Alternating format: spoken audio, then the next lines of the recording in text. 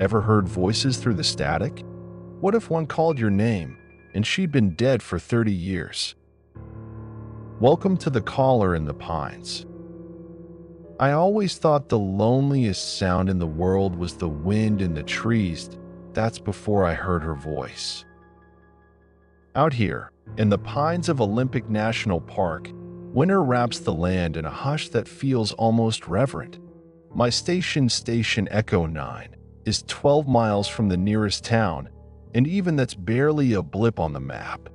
The only road and gets buried under snow this time of year.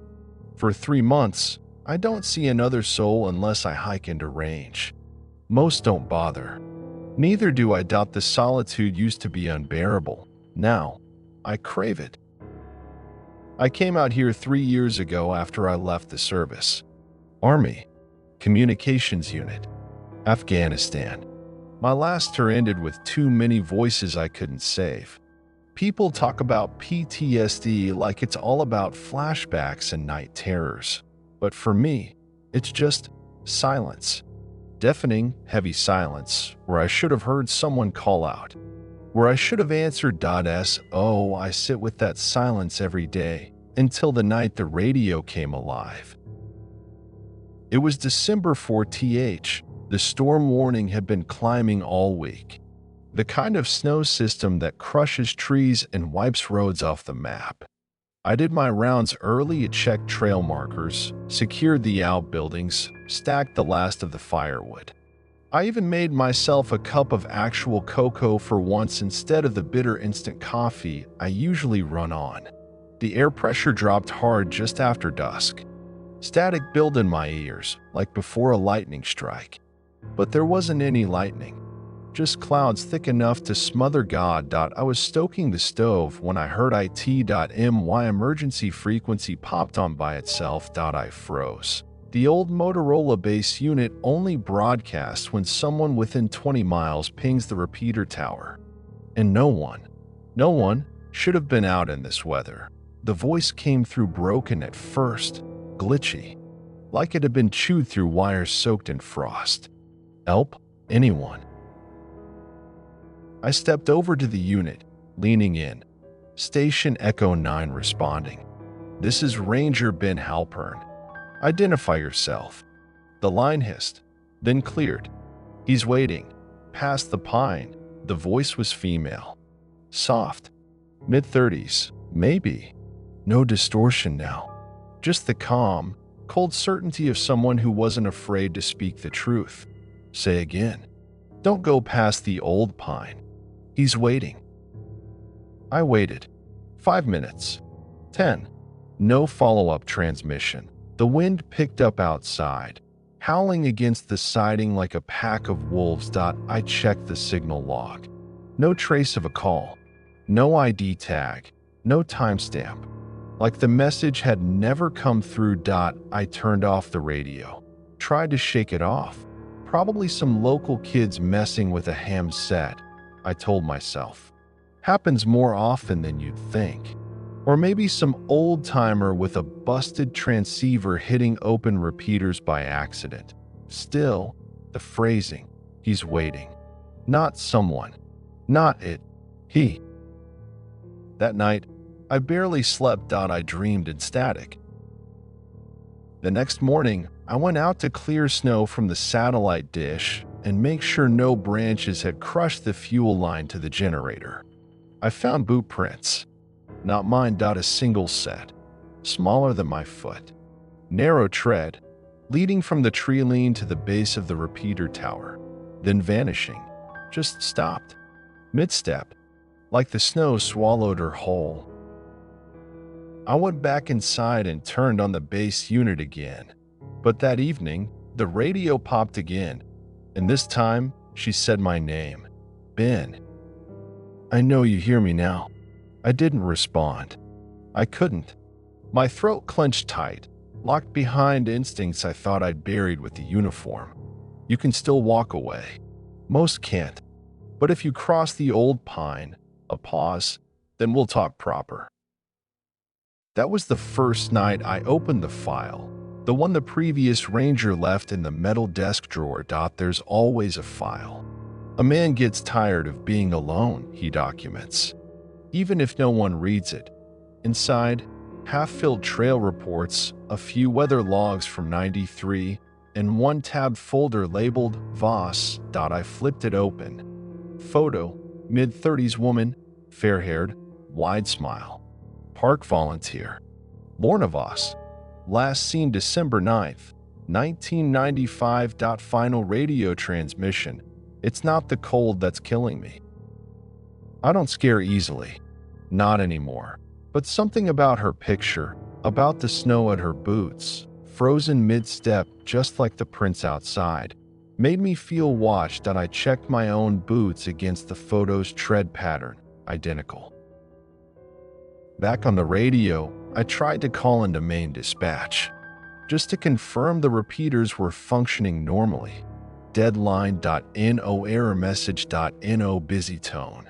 Just that soft, low hum, the one that comes right before the voice returns.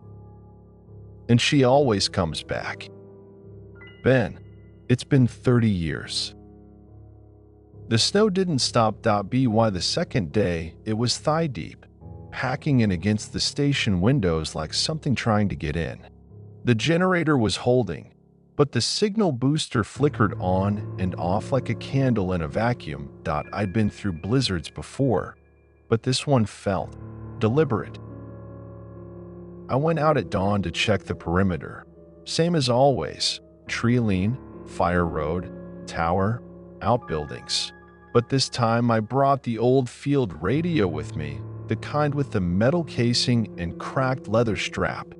The kind Lorna Voss might have used in 1995. I hadn't touched that unit in years. Kept it in the equipment locker for spares. And yet, when I opened it, the batteries were fresh. No one stores a field radio for 30 years and finds the power still good in '01 except someone who wants it to stay on. I took it with me anyway. At the base of the repeater tower, I found something that hadn't been there yesterday. A glove. Faded. Wool. Pale blue. I picked it up. The snow around it was undisturbed. Inside the cuff, stitched in thread almost too faded to read, L.V. Back inside, I spread the glove next to her file. My hands wouldn't stop shaking. Maybe it was the cold. Maybe not. I turned on the field unit, crackling static. Then, soft, almost shy, "You're listening now." I didn't speak. Didn't need to. "You found my glove. That's good. You're close now. I didn't mean to die here, Ben." That was the first time she said it. Plain and flat, like stating the weather. I didn't know whether to feel sorry for her or afraid. I asked the only question that made sense. "Where are you?" There was a long silence on the line. Then, "Past the pine." "You know which one?" "It's where the snow doesn't settle." I didn't know. About a mile down Ridgeway Trail, there's a tree older than the rest. One bent at the base like it tried to crawl back into the ground. It never ices over. I always thought it was a thermal vent or something geological. Now I wasn't so sure. I didn't go right away. Something inside me said, "Wait, so I made coffee." I reread the file. I listened to the wind. Then I found the carving, not outside, inside my station. On the underside of the desk drawer, the one with her file, I found it scratched into the wood. Echo 9. Tuned to her. That night, I dreamt in snow. In the dream, I was back in uniform, in the desert. Radio on. Screams coming through. Then a new voice. "Lorna's, don't leave me here, Ben. They all leave. But you stay." I woke with the field unit pressed to my chest. The glove was gone. The next morning, I couldn't find the photo from her file. It had been replaced by another one. Same woman, but not smiling, not standing, lying on the snow, eyes open, lips parted like she was about to speak. That was the moment I decided to go, not because I wanted answers, but because I needed them to stop. I packed a day pack, beacon, flare gun, insulated coat, emergency rations. I clipped the old field radio to my belt and left the station at 10:47 a.m. I didn't tell anyone. There was no one to tell. The snow had stopped falling, but it hadn't melted. It never melted around that tree. When I reached the old pine, I felt the air shift. Not colder, not warmer, just wrong. I circled it twice before I saw the trail. Half buried under snow. A path I'd never seen before, even though I'd hiked this route dozens of times. Branches arched overhead like a cathedral. Light bent differently here. The kind of light that doesn't come from the sun. The field unit buzzed. Keep going. You're almost where I was. Then, but be careful. You might not come back the same. I followed the trail for an hour, maybe more. Time thinned out in that part of the woods. My watch froze at 11:13 and never moved again. Finally, I found IT.A, an old tent, half covered in snow. Canvas faded to gray. Inside, a rusted camp stove, a water bottle frozen solid, a torn sleeping bag, and a journal. I opened it. The ink was faded, but readable.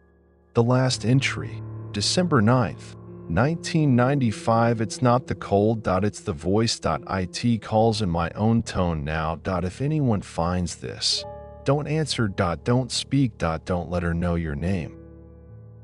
Too late. She already did. From behind the tent, I heard my own voice, not someone imitating me. My voice. Speaking from a place I hadn't yet been. Ben, it's time. We've waited long enough. I turned, slowly. There was no one there, just the trees, and the whisper of a second radio unit, deeper in the woods, calling me onward. I didn't turn back. I should have. Every instinct in my body told me to retreat, return to the warmth of the ranger station, radio and a false report, and forget the journal, the voice, the glove. But some things don't let go, especially when they've waited 30 years. I followed the sound of my own voice through the snow. Every few minutes, the field radio would crackle and I'd speak. Almost there. It's just ahead. Don't be afraid. But the words didn't feel like mine anymore. They were too calm. Too rehearsed, like someone wearing my skin. Eventually, I reached the clearing. The trees pulled back like curtains on a stage. The snow here was thin, almost crystalline, and the wind had died completely. The quiet wasn't peaceful. It was sterile. In the center of the clearing stood the old fire lookout tower, long since condemned. It wasn't even on my maps anymore, which is strange because they're updated annually. The structure leaned slightly, the stairs half rotted, the top windows broken, and from the upper level, a light a soft orange glow, like a kerosene lantern left burning too long. I climbed the stairs. Each step groaned under my weight, the wood bending like tired bones. Halfway up, I looked back. No footprints behind me. The snow remained untouched. At the top, I opened the door to the cabin, and there she was. Born of us, not frozen, not ghostly, just there, sitting in a rusted chair, wearing the same blue parka from the photograph, her hair slightly gray at the roots, as if age had caught her only a little. She turned and smiled like we were old friends. Took you long enough. I couldn't speak. I wanted to run, to leave, to deny every breath that brought me here, but my legs wouldn't move. She stood, and the air around her shimmered like heat over asphalt. I tried to call someone else first, she said, But they didn't listen. They always think it's the cold or madness. It's neither. She looked at me carefully. You can hear the static, can't you? The hum in the trees. That's how it starts. I managed to whisper, "What are you?" She tilted her head, almost playfully. "Once, I was like you. A ranger. I love these woods. I respected them. But there's something older than us here. Beneath the pines. Something that doesn't forget." I backed toward the door, but it wasn't there anymore. Where it had been was now only blank wood. Seamless stuff, no latch. No escape. You tuned to me, Ben. You opened the frequency. And once you open it, you stay open. Like I did. The radio on my belt began to scream, not static, not voiced out a loop of every word I'd heard since this began. The warning, the whisper, my own voice echoing over itself in a spiral. He's waiting. Past the pine. Don't answer.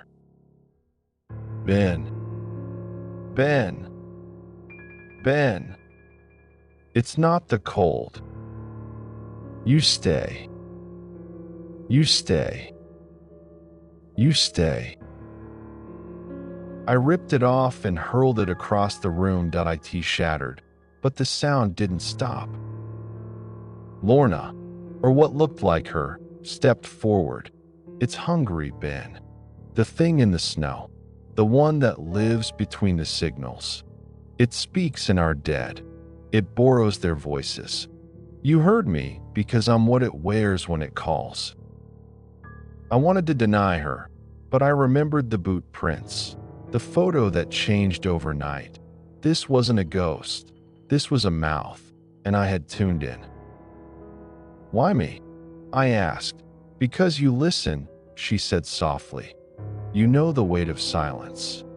And you know what it costs to hear someone call and not answer. She reached into her coat pocket and pulled out something small, a key.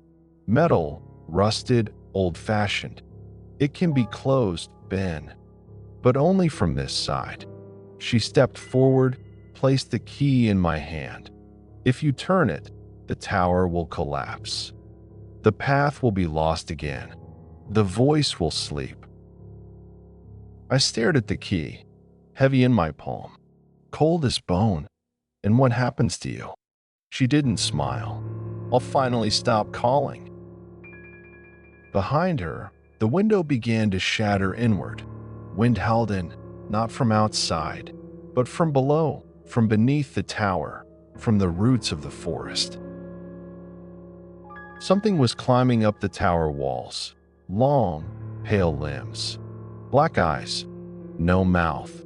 Only a throat, ringed with teeth, pulsing with sound. I turned the key. The key turned with a sound like a branch snapping under ice. Not a click.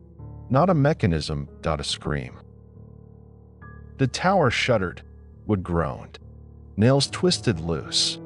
Windows exploded inward in a rush of wind that smelled like old breath and copper. Outside, the forest began to shift, not sway, not bend, shift, like a skin too tight over muscle, pulling back to reveal something beneath. Lorna stepped back into the storm. It won't go quietly. You have to hold the signal, just until it's done. The door behind me, gone moments ago, reappeared, open now, staring into the white. What happens if I leave? Her eyes didn't move. Only her voice remained. Then someone else answers the next call, and the cycle begins again. The radio hissed. A new voice crackled through. Not Lorna, not mine. Someone new. Hello? Is anyone there? I'm lost. I think something's following me. I ran. I left the tower, the clearing, the signal. I left her. Back down the trail, breath burning my throat, hands stiff, snow in my boots. But I didn't stop. I didn't answer. I didn't look back. not until I saw the station. It was smaller than I remembered. Older, the windows were boarded. The satellite dish was gone. I climbed the porch steps and found the door unlocked. The lights flickered on. There was no power. On the desk sat a tape recorder and a file.my file. Ranger Benjamin Carter, age 42, served 8 years, status missing, presumed deceased, dated 1996. I sat down. The tape clicked on by itself. Don't worry. It always begins the same way. They hear a voice in the snow. They think they can help. But it was never about rescue. It was about invitation. The wind howled outside, but inside the tape, the voice, my voice, kept playing, calm, gentle, just like I'd heard it before. The woods are old, Ben. They remember what we forget. They keep what we lose. I stepped outside. The sky was dark, but not with night, with static. Clouds flickered with signals. The stars blinked like distress beacons. In the distance, I saw the old tower collapse, slowly, like it had waited for me to see it. And then silence, true silence, the kind you don't hear, you wear. I turned on my field unit one last time. This is Ranger Carter. Sector Echo 9. If anyone can hear me, don't answer. Don't tune in. Let her sleep. That's all I remember before the frost took me. They found me 3 days later, curled under the bent pine. Alive. Hypothermic. Rambling about radio ghosts and vanished trails. They said there was no tower out there, that the Ridgeway Trail doesn't go that far, that the woman in my report, Lorna Voss, had died in a car accident, not in the woods, and yet her glove was in my pocket. Now, I sit in the station. I keep the old field unit locked away, but sometimes, on windless nights, it powers on by itself, and through the static, I hear a whisper. It's not the cold, it's the call, and it never ends. If you heard a voice calling for help from the snowy woods, would you answer? Or let the signal die? Comment your thoughts below and don't forget to subscribe for more haunted tales.